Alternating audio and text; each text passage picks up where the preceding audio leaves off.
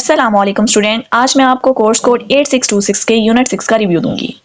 Computer assisted instruction CAI। इसका मतलब है कि तालीम देने के लिए कंप्यूटर का इस्तेमाल किया जाए। इस मेथड में स्टूडेंट कंप्यूटर के जरिए लेसन्स और इंटरेक्टिव एक्टिविटीज के थ्रू सीखते हैं। ये एक मॉडर्न और इफेक्टिव टीचिंग टेक्निक है जो लर्निंग को ज़्यादा इंटरेस्टिंग और इंगेजिंग बनाती है। फॉर्म्स। CAI की मुख्तलिफ फॉर्म्स होती हैं जैसे tutorials, drills and practice, simulations, instructional games. Features. Number 1, individualised instruction, her student अपनी स्पीड के मुताबिक पढ़ सकता है। Number 2, immediate feedback and correction, गलती पर फौरन करेक्शन मिल जाता है। Number 3, multimedia tools like video, sound and animation, video, sound और एनिमेशन का यूज होता है जिससे लर्निंग इंटरेस्टिंग बन जाती है। एडवांटेजेस, अब इसके क्या फायदे हैं। Number 1, increasing student motivation and attention, student motivation बढ़ता है। कंप्यूटर यूज करने से बच्चों की दिलचस्पी बढ़ जाती है। Number 2, encourage independent learning, independent learning promote होती है, स्टूडेंट खुद से सीखने की आदत डालते हैं। Number 3, provide consistent and accurate instruction, consistent instruction मिलता है, हर स्टूडेंट को सेम और एक्यूरेट मटेरियल मिलता है, इससे टीचिंग यूनिफॉर्म होती है। Limitations. Number 1, high cost of technology and maintenance, computer और सॉफ्टवेयर महंगे होते हैं, हर स्कूल अफोर्ड नहीं कर सकते। Number 2, teaching must be trend in ICT, her teacher को ICT यूज करना नहीं आता, ट्रेनिंग की जरूरत होती है। Number 3, may reduce face to face communication, computer पर ज्यादा फोकस होने से टीचर और स्टूडेंट का डायरेक्ट कम्युनिकेशन कम हो जाता है। Non graded classes, mixed ability groups concept, इस सिस्टम में बच्चे उनकी उम्र या ग्रेड के मुताबिक नहीं बल्कि उनकी लर्निंग एबिलिटी और इंटरेस्ट के मुताबिक एक ग्रुप में पढ़ते हैं। यानी एक ही क्लास में कुछ स्टूडेंट जल्दी सीखने वाले होते हैं और कुछ आराम आराम से, लेकिन सब एक दूसरे से मिलकर सीखते हैं। अब इसका पर्पस क्या है।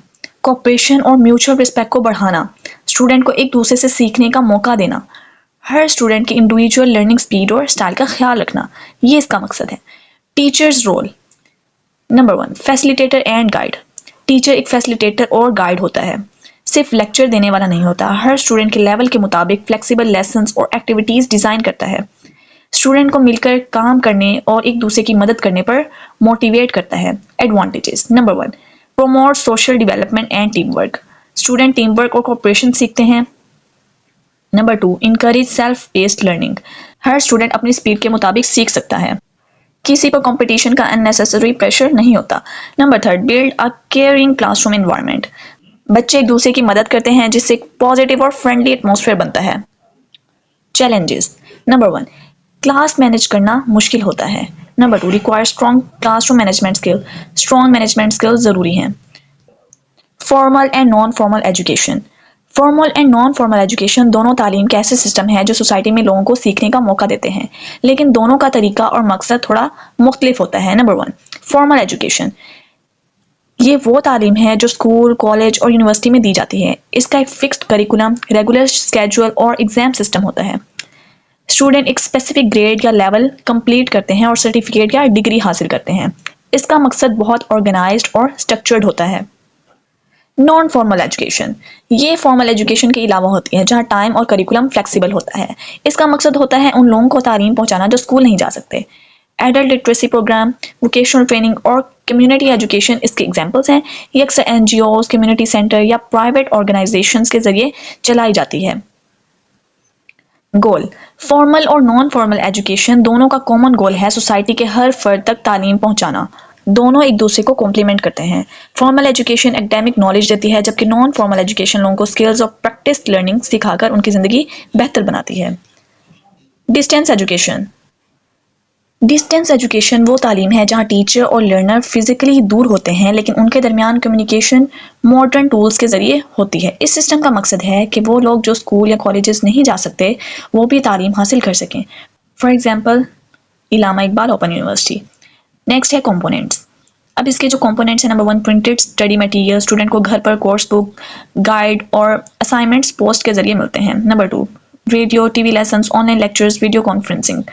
Number 3, tutor feedback and assignment, student अपनी असाइनमेंट पोस्ट या ऑनलाइन सबमिट करते हैं और ट्यूटर्स उनको फीडबैक देते हैं। नेक्स्ट है advantages. Number 1, accessibility for people in remote areas, दूर दराज इलाकों के लोग भी आसानी से तालीम हासिल कर सकते हैं। Number 2, allow learning any time anywhere. Number 3, support working professionals, उन लोगों के लिए बेहतरीन सिस्टम है जो जॉब करते हुए तालीम जारी रखना चाहते हैं। Disadvantages. Number 1, less face to face interaction. Teacher student के दरमियान फेस टू फेस इंटरेक्शन कम होता है। Number 2, require strong self discipline. Student को अपने वक्त का खुद ख्याल रखना होता है, वरना कोर्स कंप्लीट करना मुश्किल हो सकता है। Number 3, limited practical experience. Science या टेक्निकल सब्जेक्ट्स में प्रैक्टिकल वर्क करना मुश्किल होता है। Team teaching.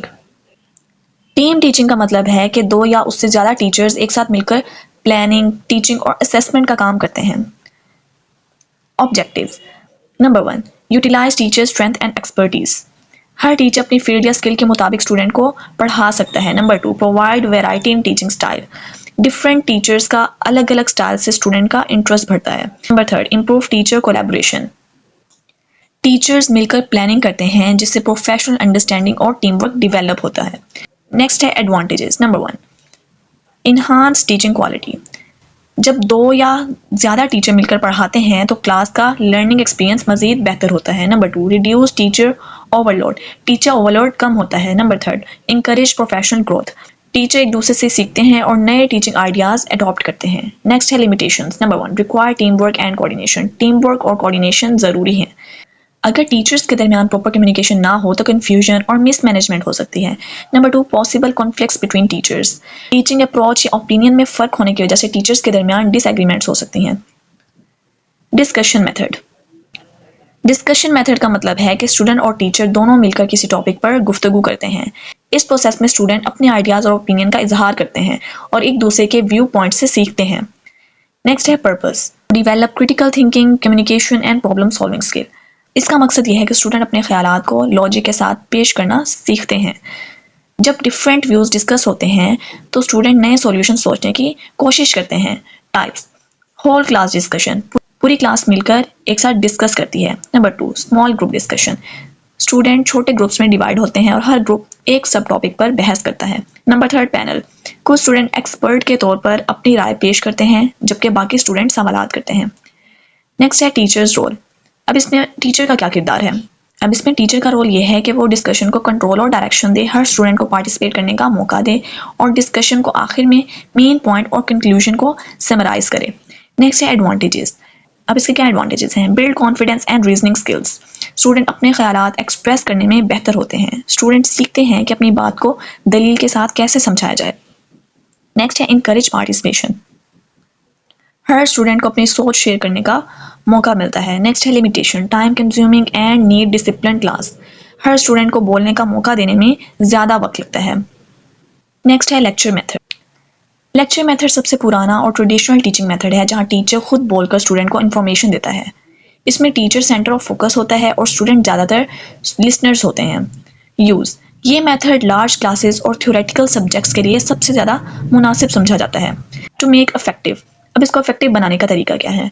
लेक्चर को बेहतर और दिलचस्प बनाने के लिए टीचर को विजुअल एड्स और एग्जाम्पल्स का यूज़ करना चाहिए और इसके साथ साथ क्वेश्चंस और शॉर्ट डिस्कशन से स्टूडेंट का इंटरेस्ट बनाए रखना चाहिए। लिमिटेशंस। अगर लेक्चर मेथड को अकेला यूज़ किया जाए तो स्टूडेंट पैसिव लर्नर्स बन जाते हैं, वो सिर्फ सुनते हैं, लिखते हैं और क्रिएटिव सोच डेवलप नहीं होती। नेक्स्ट है केस मेथड। केस मेथड एक मॉडर्न और एनालिटिकल टीचिंग मेथड है जहां टीचर रियल लाइफ एग्जांपल्स या केस स्टडीज़ को यूज़ करते हैं ताकि स्टूडेंट थ्योरी को प्रैक्टिकल लाइफ से रिलेट कर सकें। अब इसका पर्पस क्या है? थ्योरी और प्रैक्टिस का लिंक बनाना, एनालिटिकल और डिसीजन मेकिंग स्किल्स डेवलप करना, स्टूडेंट को सोचने और मसाइल हल करने की सलाहियत देना। Used in. ये मेथड ज़्यादातर टीचर एजुकेशन, बिजनेस स्टडीज़ और सोशल स्टडीज़ जैसे सब्जेक्ट में इस्तेमाल होता है जहाँ रियल लाइफ प्रॉब्लम्स का एनालिसिस करना ज़रूरी होता है। Questioning techniques. क्वेश्चनिंग टेक्निक का मकसद ये होता है कि स्टूडेंट सोचने, समझने और प्रैक्टिस करने की आदत डालें। जब टीचर सवालात करते हैं तो स्टूडेंट का दिमाग एक्टिव रहता है और वो अपनी सोच और समझ से जवाब देते हैं। ये मेथड क्रिटिकल थिंकिंग और कॉन्फिडेंस दोनों बढ़ाता है। Types of question. अब क्वेश्चंस के टाइप्स क्या हैं? क्लोज एंडेड क्वेश्चन, मतलब ऐसे जवाब जिसमें सिर्फ आंसर आपको येस और नो में देना होता है। Number 2, open ended. इनके जवाब तफसीली होते हैं और स्टूडेंट को सोचने और रीजन देने का मौका मिलता है। Number 3, probing. जब टीचर छोटे जवाब सुनने के बाद और डिटेल में समझाने के लिए सवाल करते हैं। ये सवाल स्टूडेंट के अंडरस्टैंडिंग और रीजनिंग स्किल्स को टेस्ट करते हैं। Number 4, reflective question. ये स्टूडेंट को अपनी सोच और तजुर्बे पर गौर करने पर मजबूर करते हैं। Effective questioning tips. Number 1, ask clear and purposeful question. Clear और पर्पसफुल सवाल पूछें ताकि स्टूडेंट आसानी से समझ सकें। Give thinking time. स्टूडेंट्स को सोचने का वक्त दें। उनसे फ़ौरन से जवाब जो है वो एक्सपेक्ट ना करें। Number 3, use feedback constructively. Positive feedback दें ताकि स्टूडेंट इंकरेज होकर पार्टिसिपेट करें। उम्मीद है स्टूडेंट आपको ये चैप्टर अच्छे से समझ आ गया होगा। अगर आपका कोई क्वेश्चन हो तो आप कमेंट सेक्शन में पूछ सकते हैं। अल्लाह हाफिज़।